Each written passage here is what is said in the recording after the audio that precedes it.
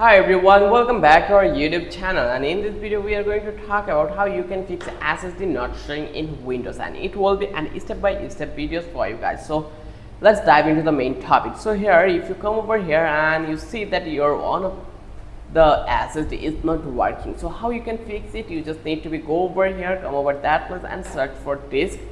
And once you search for the disk, let's search disk again, you will get couple of things. Like from that place you just need to select one, create and format hard disk. Just click this one. Once you click over here, then it will take a couple of minutes to connect with your virtual disk service. So you just need to wait a bit. Once you've done, you will get this kind of a interface right now you are seeing. So here you just need to keep patient. Once it complete, you will get the option to see.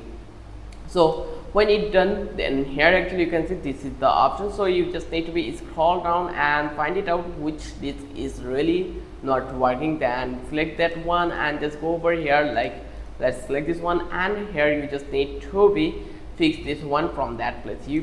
Right now my all SSD is working, so I am not able to do the work. But when you will click this one, select that one and click this one, and you will find out that kind of option like new simple problem. You just need to click this one. Once you click over here, then it will easily fix itself. This is the easiest way to fix your SSD not showing problem in Windows. If you love this video, then don't forget to subscribe our channel and don't forget to hit the like button.